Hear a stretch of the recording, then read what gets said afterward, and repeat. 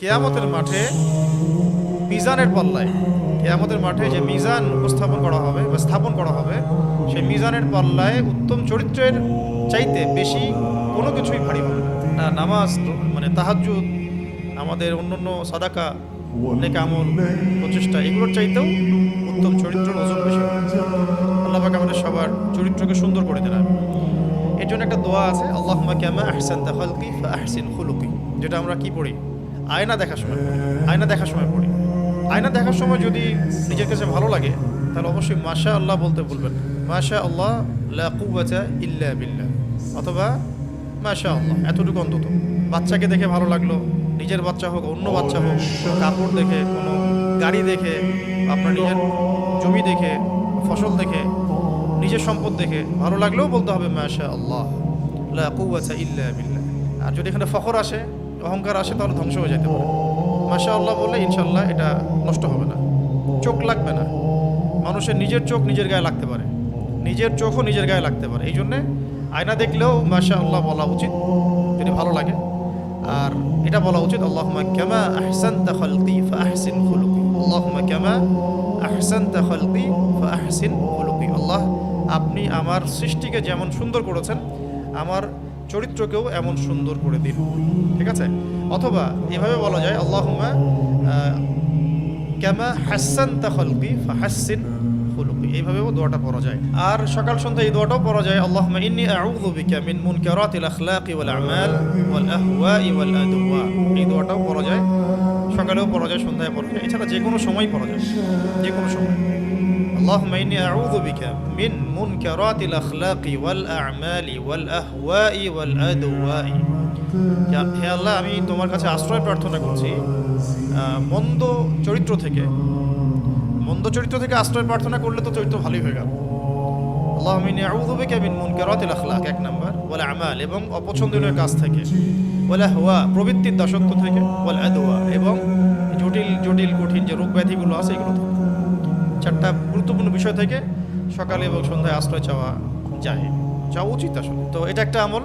তা আপাতত আমরা জানলাম মিজানের পাল্লায় সবচেয়ে ভারী হবে কি, এবং নিজের হায়াত এবং রিজিকের মধ্যে বরকত নিয়ে আসার প্রথম মাধ্যম কি?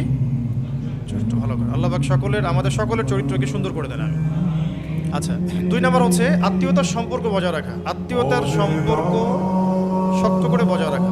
আখিরুজ জামানের অন্যতম একটা অবহেলিত আমল হচ্ছে আত্মীয়তার সম্পর্ক নষ্ট করা।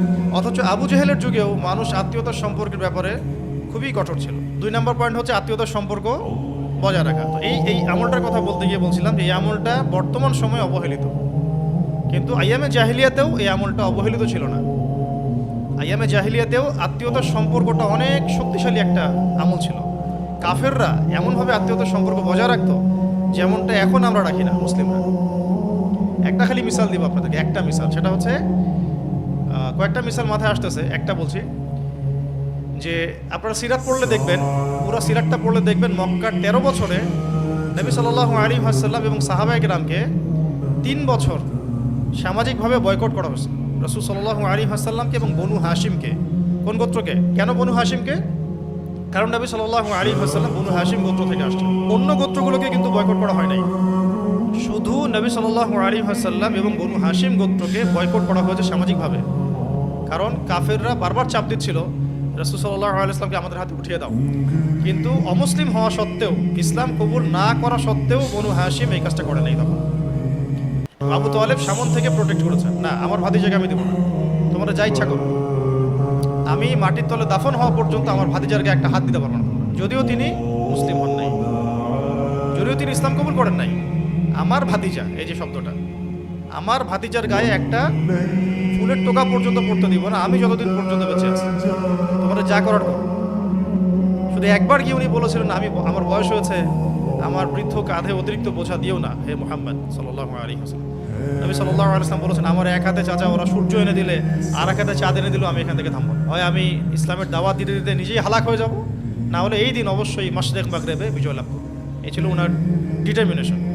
এরপর থেকে তিনি কখনো আর দ্বিতীয়বার কষ্টও করেন নাই যে তার কষ্ট হচ্ছে। এই বনু হাশিম গোত্রকে আবু জেহেল, আবু লাহাব, উতবা সাহেবারা, এরা মিলে, মানে আইয়ামে জাহিলিয়াতের যে দারুন নাদওয়া পার্লামেন্ট, এরা মিলে 3 বছর সোশ্যালি বয়কট করেছিল না, তাদের সাথে ওঠা বসা করবে না, লেনদেন করবে না, চলাফেরা করবে না, ইভেন তাদের সাথে বিয়ে শাদীও করবে না। তখন তারা শিয়াবে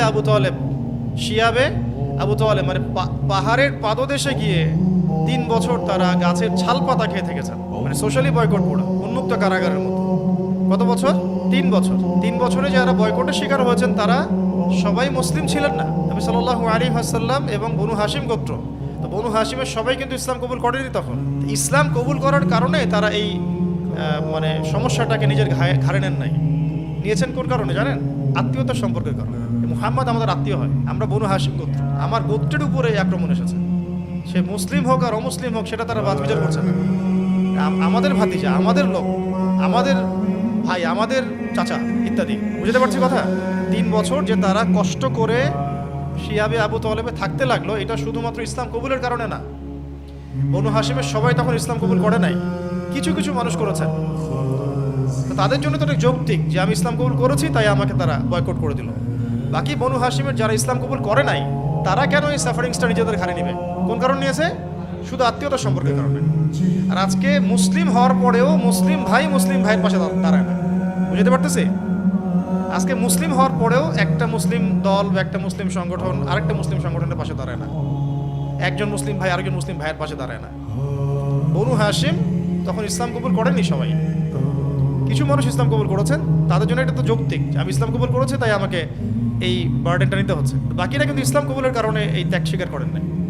আমার গোত্রের মানুষ কষ্টে আছে তাই আমি ওখানে গেছি, আমার ভাতিজা কষ্টে আছে তাই আমি তাকে সাপোর্ট করতে গেছি। আর এখান থেকে কত বড় শিক্ষা আছে দেখেন। আত্মীয়তার সম্পর্ক তারা আইএমএ জাহিলিয়াতেও রক্ষা করত, সেই আত্মীয়তার সম্পর্ক আজকে আখিরুজ্জামানে মানে উঠে গেছে বললেই চলে। ইল্লা মাশাআল্লাহ, কিছু কিছু জায়গায় বাদ দিয়ে, খাস করে শহর কেন্দ্রিক জীবন ব্যবস্থা আমরা যারা থাকি, আমাদের মধ্যে এই মানে আত্মীয়তার সম্পর্কে যে বন্ডিং, এটা দিন দিন কমতে এমন একটা পর্যায়ে যে এখন তো ওই হাদিসের উপর আমল হচ্ছে যে পিতা সন্তানকে হত্যা করছে, সন্তান পিতাকে হত্যা করছে, ভাই ভাইকে হত্যা করছে, আরেক ভাইকে হত্যা করছে। এমনটা হচ্ছে না? এটাও কিন্তু আখিরুজ্জামানের হাদিস। শেষ জামানায় এরকম হবে যে আত্মীয়তার বন্ধন যেমন নষ্ট হয়ে যাবে, একইভাবে ভাই ভাইকে হত্যা করবে, পিতা সন্তানকে, সন্তান পিতাকে, সন্তান মাকে এভাবে হত্যা করবে। এখন দেখেন এগুলো চলছে, এবং পরিসংখ্যানটা কিন্তু খুব অল্প না, অনেক ভালো, রেশিও কিন্তু অনেক ভালো। তো আল্লাহ পাক আমাদেরকে আত্মীয়তার সম্পর্ক বজায় রাখার তৌফিক দান করেন। এই বিষয়ে একটা হাদিস বলি, তারপরে আমরা পরের টপিকে যাচ্ছি। এই বিষয়ে একটা হাদিস আব্দুল্লাহ বিন মাসউদ রাদিয়াল্লাহু আনহু থেকে আসছে যে রাসূলুল্লাহ সাল্লাল্লাহু আলাইহি ওয়াসাল্লাম বলেছেন, যে ব্যক্তি চায়, যে ব্যক্তি পছন্দ করে, যে ব্যক্তি ভালোবাসে যে আমার হায়াতকে লম্বা করা হোক, রিজিককে বৃদ্ধি করা হোক, এটা কে না চায়? আদতে সবাই চায়। নবী সাল্লাল্লাহু আলাইহি ওয়াসাল্লাম বলছেন, যে ব্যক্তি পছন্দ করে বা ভালোবাসে যে আমার হায়াতকে লম্বা করা হোক, মানে নেক হায়াতকে লম্বা করা হোক এবং নেক আমলকে বৃদ্ধি করা হোক বা আমার রিজিককে বাড়িয়ে দেওয়া হোক, তাহলে সে যেন আত্মীয়তার সম্পর্ক বজায় রাখে। এটা মূল কথা। আত্মীয়তার সম্পর্ক বজায় রাখলে নেক হায়াতে বরকত হবে, রিজিকের মধ্যেও বরকত হবে। তখন ওই হাদিসের আমল হয়ে যাবে যে ওই ব্যক্তি সৌভাগ্যবান যার জন্য নেক হায়াতকে লম্বা করা হয়েছে, নেক আমলকে বৃদ্ধি করা হয়েছে। এটার জন্যে আমরা কি করতে পারি? বেশি না, ধরেন যে খোঁজ খবর নেওয়া, এখন তো টেকনোলজি যুগ, ফোনের যুগ, ফোনে খোঁজ খবর নেওয়া, দেখা সাক্ষাৎ করা, হাদিয়া তোহফা দেওয়া, হ্যাঁ। এবং আত্মীয়দের মধ্যে অনেকেই থাকবে যে আমাদের আইডিওলজির না, তারা আমাদেরকে বাজে কথা বলতে পারে, কষ্ট দিতে পারে, তখন সবর করা, চুপ থাকা এবং সম্পর্ক নষ্ট হয় এমন দিকে নিয়ে না যাওয়া আর কি। যে নষ্ট করতে চাচ্ছে তার সাথেই জোড়া লাগানোর চেষ্টা করা। আর এমন হতে পারে কোনো কোনো ক্ষেত্রে যে কোনোভাবেই টেকা যাচ্ছে না, এখানে ঈমান কুফরের ব্যাপার হয়ে যাচ্ছে, তখনও মানবিক স্বাভাবিক সম্পর্ক বজায় রাখতে হবে, পরিপূর্ণ মানে ডিসকানেক্টেড হওয়া যাবে না। অসুস্থ হয়ে গেছে দেখতে যাওয়া, ইন্তেকাল করলে অবশ্যই জানাজা যাওয়া, কোনো সমস্যায় পড়লে তার বিপদে সাহায্য করা, মানে যেভাবে হোক এই হাদিসটা মাথায় রাখা যে আমাকে আত্মীয়তার সম্পর্ক ছিন্ন করা যাবে না, তার কিছু উপকার করলে আমার রিজিকে বরকত হবে, আমার হায়াতে বরকত হবে। এটা আমি আমার স্বার্থে করতেছি, আল্লাহর সন্তুষ্টি। সে আমাকে ভালো বললো না খারাপ বললো, বা আমি যা দিচ্ছি সেটা ফিডব্যাক যদি নাও পাই, তবুও আমি আমার রবের সন্তুষ্টির জন্যে আর আমার ইহকাল পরকালীন স্বার্থে আমি কাজটা করছি। এটা আমার বিজনেস, আমার ব্যবসা। এমন অনেক পরিবার থাকতে পারে যে বাবা তাকে কষ্ট দিচ্ছে, মা কষ্ট দিচ্ছে, ভাই কষ্ট দিচ্ছে, অন্য আত্মীয় জমি জমা নিয়ে ঝামেলা করতেছে, ব্যবসা নিয়ে ঝামেলা করছে, এরকম অনেক ফ্যামিলি এখন আছে। এই জায়গায় আমাদের সবর করতে হবে। চূড়ান্ত পরিণতিতে না গেলে, মানে এমন একটা লেভেল থাকে মানুষের লাইফে যে তখন আর কোনোভাবে পসিবল হচ্ছে না, ওই রকম লেভেলে না যাওয়া পর্যন্ত সবরুন জামিল, উত্তম ধৈর্য। আর যদি একদম ইমান কুফর দুনিয়া আখিরাত বরবাদ হয়ে যাওয়ার মতো অবস্থা দাঁড়াচ্ছে, সেক্ষেত্রে আসহাবুল কাহফ এটা একটা প্রমাণিত আমল, যেটা করা শুরু করলেই দেখবেন রিজিকে বরকত হচ্ছে, পরীক্ষিত আমল এটা। এবং যেগুলো হয়তো সলভ হচ্ছে না, তখন আত্মীয়দেরকে হাদিয়া তোহফা, তাদের পিছনে খরচ করা, এই আমলটা রসিলা করে যদি দোয়া করা যায়, মাকসাদ হাসিল হয়ে যায় ইনশাআল্লাহ। এটা পরীক্ষিত আমল। 2 নম্বর, প্রথম পয়েন্টটা কি ছিল? এই প্রসঙ্গে একটা হাদিস বলেছিলাম, কিয়ামতের মাঠে মিজানের পাল্লায় সবচেয়ে ভারী হবে কি? ওই টপিকে আরেকটা হাদিস ছিল, ওটা বলতে ভুলে গিয়েছিলাম, এখন মনে পড়েছে, বলে দেই। নিশ্চয়ই মুমিন ব্যক্তি শুধুমাত্র উত্তম চরিত্রের দ্বারা সে দিনে সিয়াম পালনকারী এবং রাতে কিয়ামকারী এই ব্যক্তির সমতুল্য হয়ে যায়। দিনের বেলা সিয়াম রাখছে একজন ব্যক্তি কন্টিনিউয়াসলি, রাতের বেলা কন্টিনিউয়াসলি সে তাহাজ্জুদ পড়ছে, এই নেকিটা সে পেয়ে যাবে তার চরিত্রের কারণে। বুঝতে পারছি? 3 নম্বর পয়েন্ট হচ্ছে প্রতিবেশীর সাথে ইহসান করা। ইহসান মানে ভালো আচরণ করা বা সৌহার্দ্যের আচরণ করা। এটা করলে বয়স বাড়ে, বয়সের মধ্যে বরকত হয়। এই বিষয়ে একটা হাদিস নবী সাল্লাল্লাহু আলাইহি ওয়াসাল্লাম বলেছেন, জিবরাইল আলাইহিস সালাম প্রায় বারবার আমার কাছে এই বিষয়ে ওসিয়ত করতেন যে আমি যেন প্রতিবেশীর হক আদায় করি। এমনকি আমার ধারণা হচ্ছিল, নবীজি বলছেন সাল্লাল্লাহু আলাইহি ওয়াসাল্লাম, যে এমনকি আমার ধারণা হচ্ছিল যে তিনি প্রতিবেশীকে আমার ওয়ারিশ বানায় দেন কিনা, মানে প্রতিবেশীকে আমার ওয়ারিশ বা অংশীদার বানায় দেন কিনা, সম্পত্তির ওয়ারিশ বানায় দেন কিনা। যেমন একজন ব্যক্তির ওয়ারিশ থাকে না, ছেলে মেয়ে স্ত্রী সন্তান ইত্যাদি। তো আমার ভয় হচ্ছিল যে প্রতিবেশীকে তিনি আমার ওয়ারিশের অন্তর্ভুক্ত করে দেন কিনা। এত বেশি আমাকে তাগাদা দিতেন যাতে আমি প্রতিবেশীর অধিকার রক্ষা করি।